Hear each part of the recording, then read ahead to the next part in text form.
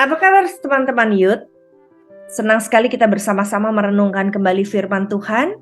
Jangan pernah absen mendengar suara Tuhan setiap harinya. Bertemu kembali dengan saya Pendeta Riani Suharja dari GKI Pondok Indah. Hari ini Rabu 1 Februari 2023. Judul kita adalah Goal. Lukas 6 ayat 17 sampai 26. Mari kita sebelumnya berdoa. Bapa di surga, tolong kami mendengarkan firman Tuhan dan pesan-Mu supaya kami bertumbuh dalam iman. Dalam Kristus kami memohon. Amin. Saudara, Lukas 6 ayat 18 mengatakan mereka datang untuk mendengarkan Dia dan untuk disembuhkan dari penyakit mereka. Saudara-saudara, teman-teman Youth, istilah gol hanya dikenal dalam sepak bola. Ketika ada pihak yang berhasil memasukkan bola ke gawang lawan. Saat itu orang akan bersorak gol.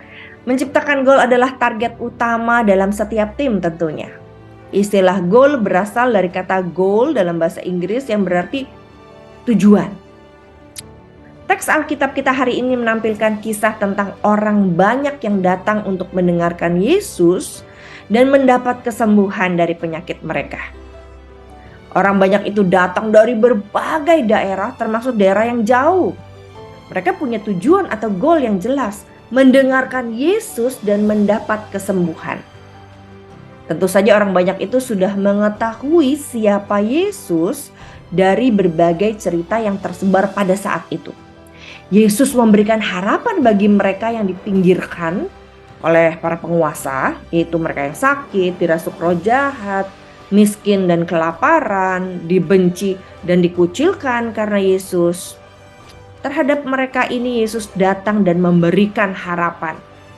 Dengan jelas Yesus menyebut mereka adalah orang-orang yang berbahagia atau diberkati.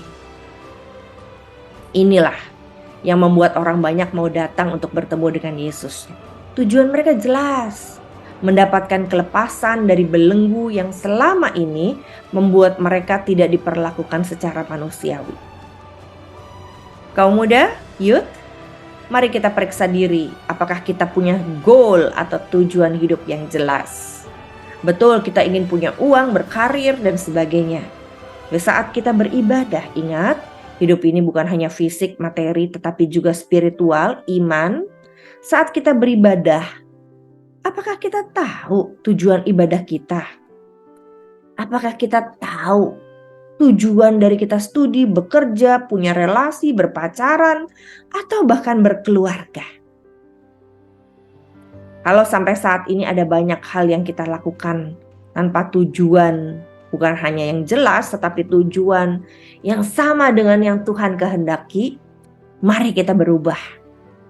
Cari goalnya Tuhan, bukan hanya goal kita pribadi, sebab goal Tuhan lebih sejati, bermakna, membawa bahagia.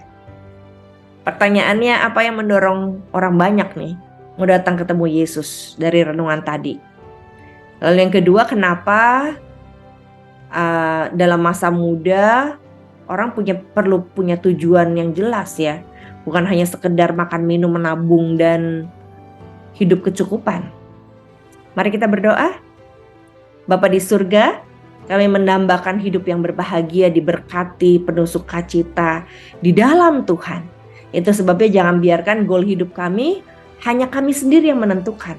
Tapi biarkan kami menentukan hidup kami dan tujuannya bersama Tuhan yang bisa merancang goal yang sejati, yang membawa bahagia.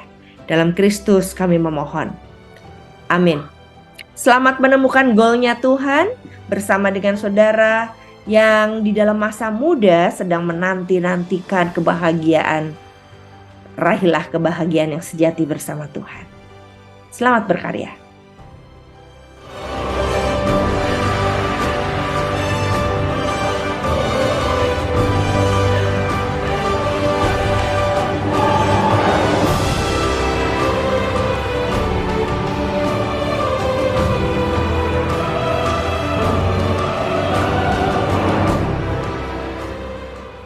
Sahabat, Mari dukung pelayanan dan pekabaran Injil melalui YKB dengan membagikan link acara ini kepada sebanyak mungkin orang.